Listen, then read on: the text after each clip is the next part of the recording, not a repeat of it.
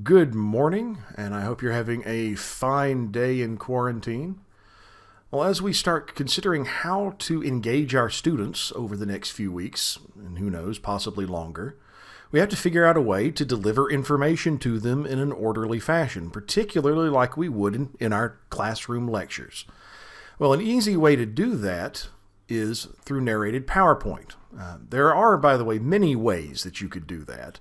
And many of you, I presume, would know more options than just narrated PowerPoints. For example, I'm using a program called Camtasia to do screen captures to show you how to make a narrated PowerPoint. But narrated PowerPoints are pretty simple. They're pretty straightforward. Students know what to expect out of a PowerPoint. Most of us already have PowerPoint on our machines, and it's probably the easiest way that you can immediately move forward with online lectures. So use what you like, of course, but I've tended to default to narrated PowerPoints. So what do you have to do in order to make a narrated PowerPoint? Well, the very first thing you need is, obviously, PowerPoint. You have to have PowerPoint on your machine, and you should probably go ahead and make a PowerPoint slideshow just like you would for class. This is one that I use in my classes on paraphrasing and summarizing some of the different options that students have, the differences between the two, so on and so forth. And so I'll be using this as my example. When you're ready, the other thing you need to have is obviously a microphone. You must have a working microphone on your computer. Desktops, if you're using an older desktop, that might be a little tricky, but almost all laptops have some form of microphone that you can use. You may not like the sound of your laptop microphone, but your students should be able to understand you. And then, of course, you can move on up from there depending on the equipment that you have. So, if you're going to make a narrated PowerPoint, what are the steps? Very first thing, come up to Insert, and then come over to Audio. If you click down on Audio, you will see Audio on my PC first. If you're a more advanced computer user, and I know that some of us aren't, so I'm not going to go this route, you can take this approach. This is what I normally do when I make my own narrated PowerPoints. This lets you record the audio for your slide outside of PowerPoint in your preferred program. I would suggest Audacity, for example. It's completely free and it's very powerful. But you record your audio outside of PowerPoint, and then you can import it onto the slide. I tend to like that better. It gives you more options. What you can do here in PowerPoint itself is very, very rudimentary. Whereas if you're using Audacity, you can put in silence, you can take out clicks, you can edit words and sentences out, you can stop in the middle of the presentation, and you can delete a sentence and then pick back up from where you left off. Much more flexible working with Audacity. But for our purposes here, I'm going to show you how to do it inside PowerPoint. So click Record Audio. That brings up the Record Sound box. First, it gives you an option for a name. I would say name it whatever your slide is, so I'll just put it simple as S1. And then when you're ready, click the Record button and start talking. So I'll click it here, and I'll welcome you to our wonderful PowerPoint on paraphrasing and summarizing, what they are and what they aren't, and talk about what a great topic this is and how wonderful it is to have them here and all the other stuff that you would normally do. Now I'm going to let this stop about 20. Well, we'll let it go to 25 just to make it easy to remember. It's very important that you remember how long your total sound length is, because you're going to need that in a minute. So we set that at 25, and then we click OK.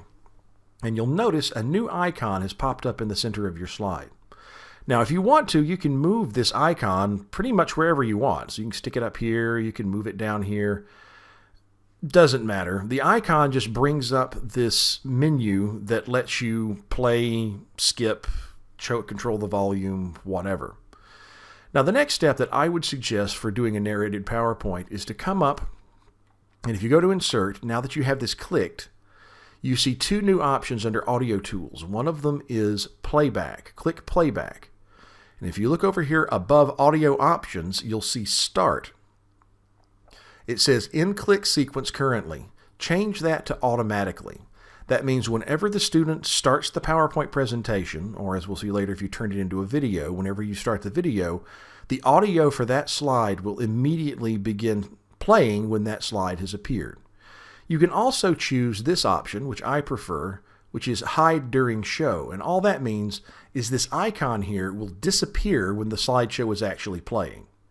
And that's not a big deal if you don't want to do that, but I think it makes it look a little bit more professional, a little bit more clean, a little bit cleaner, a little more clear. Then here is the next important thing to do. Come over to transitions up in the menu. Now you should have chosen some kind of transition probably when you were creating the slideshow to begin with. I've got shape chosen now at the moment, but I generally prefer fade because it's nice and subtle. But whatever you choose it and apply it to every slide that you've got in the slideshow, or at least some kind of transition to every slide in the slideshow. Then if you come over here to the right, you'll notice there's an option that says on mouse click. Unclick that and click instead after. Now we set it at 25 seconds, so let's set this for 26 seconds. What we're doing is we're telling PowerPoint that after 26 seconds of displaying this slide, we want you to move it forward. That makes it easy. When the PowerPoint presentation is playing, it comes up, it starts playing your audio, the student listens to the audio, the student looks at the slide, then it automatically transitions to the next slide 1 second after your audio has finished. And so we come back to the next slide and we repeat the process. So here we come back, we go to Insert, we choose Audio, Record Audio, Record. So, aren't paraphrasing and summarizing the same? No, they're not. And then we go through the slide. Paraphrasing is restating someone else's ideas in your own words. Summarizing is boiling down something to its very essence, blah, blah, blah, blah, blah, blah, blah, blah. Whenever you're ready, you stop it again, and this time we'll stop it at 17 seconds. Then we come over, first we click the icon.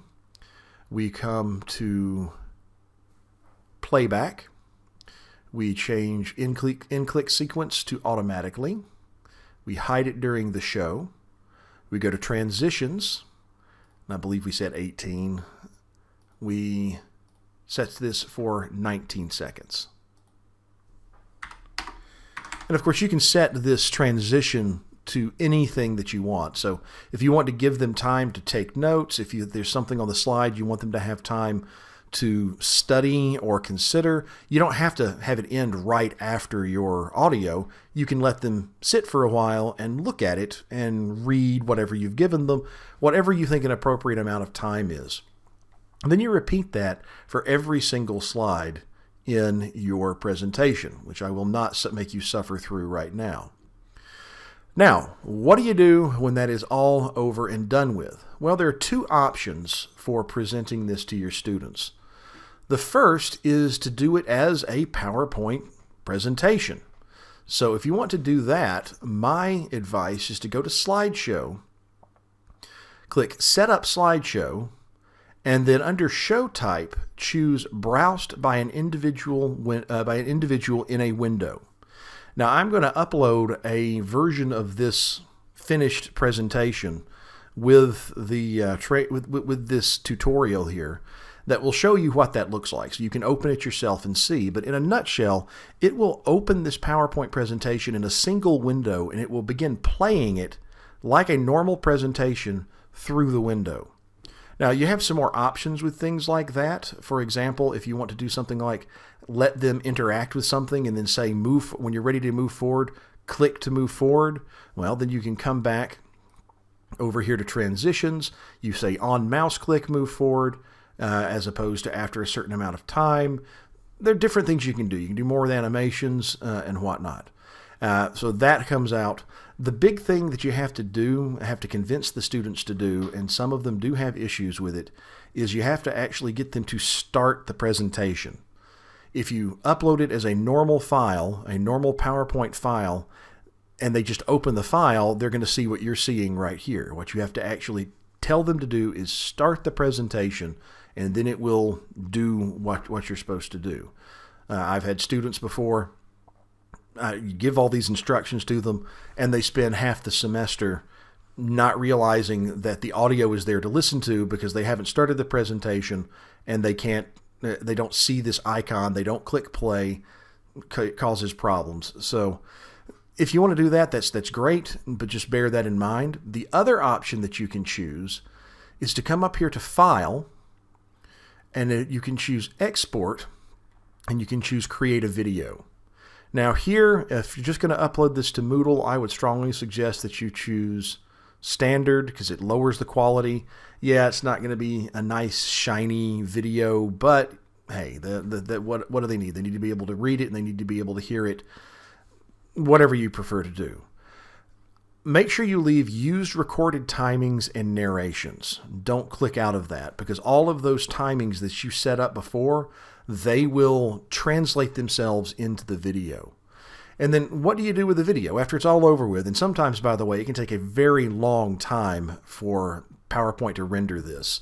There are some lectures that I've made that I've had to walk away for half an hour and I've come back and it was still processing the video. So don't get in a hurry if you've pressed this and your video doesn't pop out in 30 seconds because it may take quite a bit of time for the transition to take place. But then when you're done, you have an MP4 file that you can upload onto Moodle if you want. Another option, if you want to go a little bit farther, is to upload the video to YouTube or some other video hosting site. And that makes it very easy to share because then you can share the video via the link in Moodle or anywhere else that you'd like to do. So anyway, I hope that may have been helpful, and I hope that you have a good day. Stay safe and stay healthy.